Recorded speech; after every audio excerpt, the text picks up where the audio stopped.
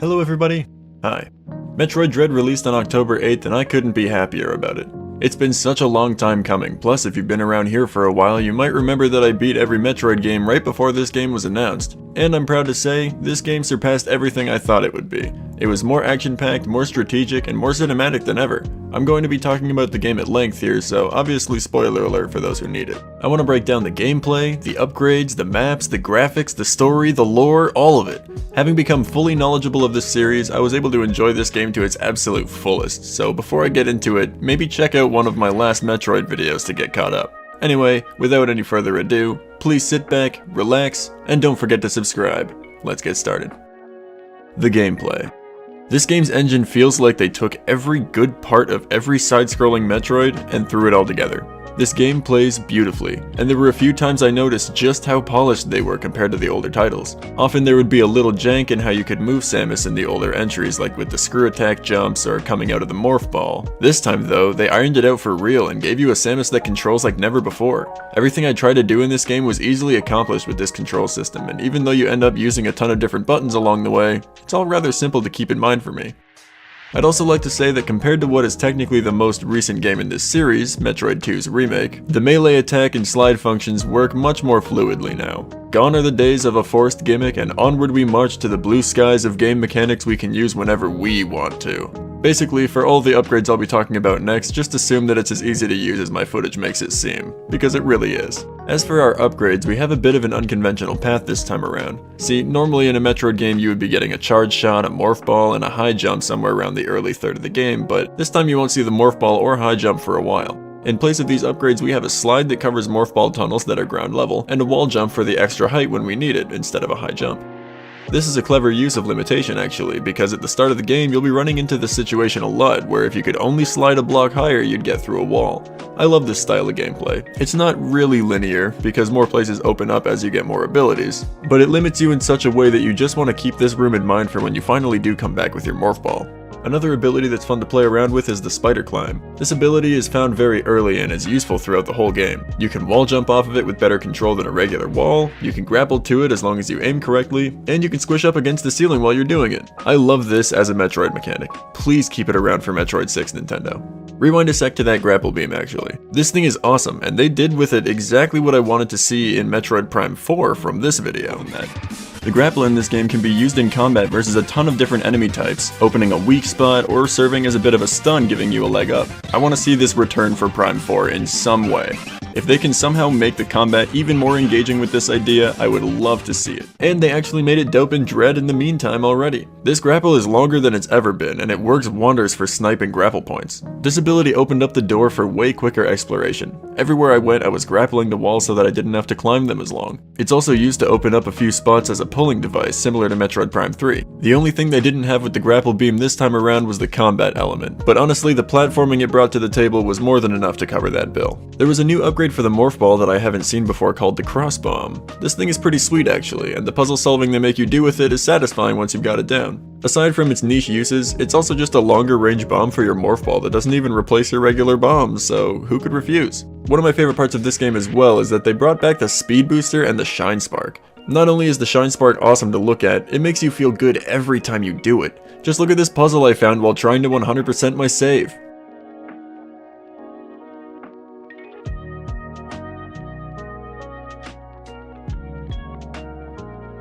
I had to preserve my shine spark to even get it to where I needed to break these blocks. This is just nutty to me. I was so surprised that Nintendo would show so much love to the people that absolutely love this franchise. Outside of breaking secret blocks though, the speed booster isn't used that often for progression. I don't mind that though, because that would essentially just be telling Nintendo to build more straightaways that I can run straight on. Either way, the creative use of the shine spark for the game's secrets was way cooler than I expected it to be.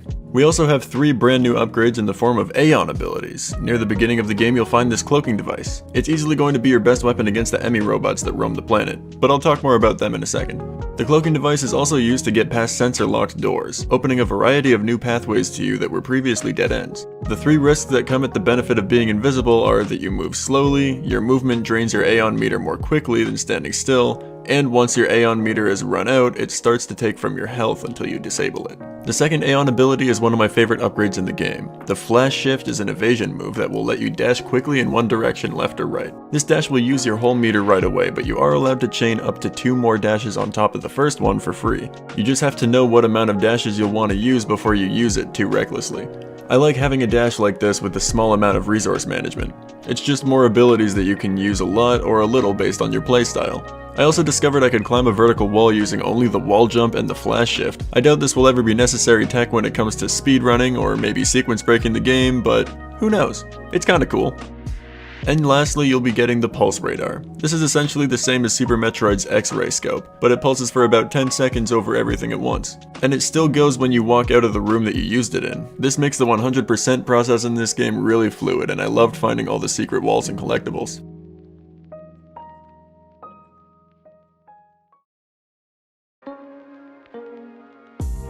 Alright, I think that's about it for the sweet upgrades this game gives you. Now let's talk about these Emmy and what you can do about them. In every world, the Emmy robots will be controlling a large section of the map. All of the green in this map was at one point being controlled by an Emmy that I needed to evade at all costs.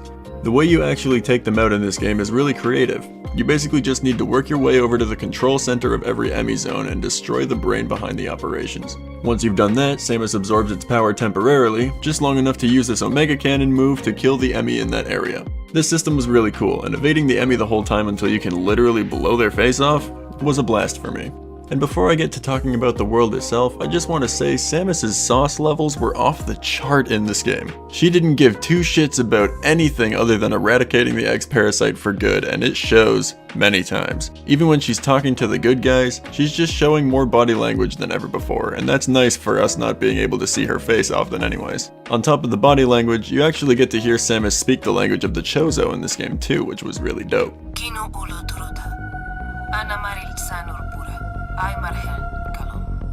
But let's get talking about the world here. I'm going to be covering main story plots and some significant lore pieces along the way. Again, if I haven't spoiled enough yet, this will be real spoiler territory. Fasten your seatbelts. We start with an explanation of the events of Metroid Fusion by Samus herself. She was infected by the X, she got the Metroid DNA to counter it, yada yada, her power suit transformed permanently. I've got a whole video talking about Samus leading up to this game, so watch that if you need a refresher. Anywho, after Samus ran the Biologic Space Laboratory's research station into the planet housing the X-Parasite, everyone was under the assumption that they had been erased for good. After all, there have been no signs of X on any other planet so far.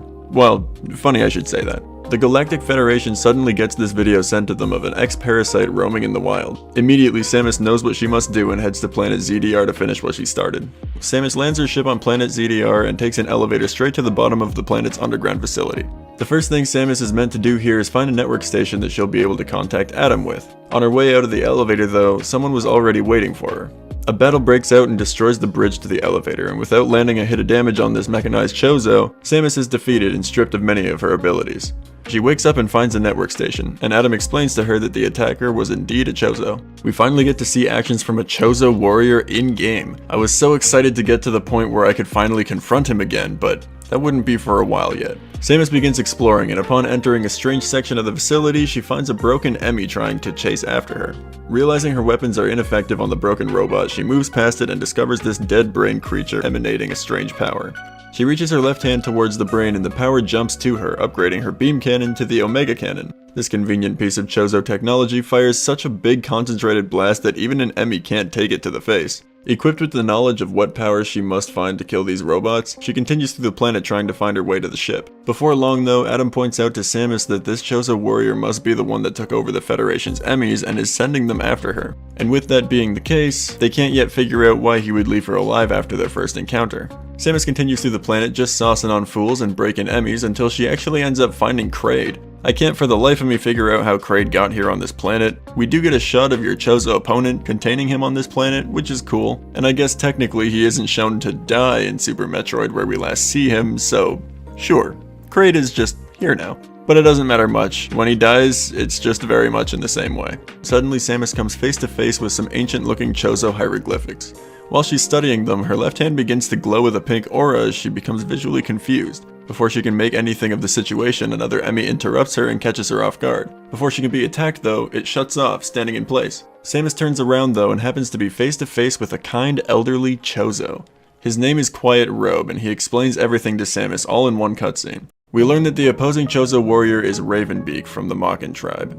Quiet Robe himself is from the Toha tribe. These tribes work together to maintain the Metroids from SR-388, the planet from Metroid 2. In the end, the Toha thought it would be best to destroy the planet and the Metroids and erase any possibility of them evolving to be stronger than they already were, but the Mockin did not agree. Under the leadership of Ravenbeak, the Mockin planned to bring the Metroids from SR-388 to ZDR where he could harness their power and rule over everything. Then Metroid 2 happened and Samus killed every living Metroid but one.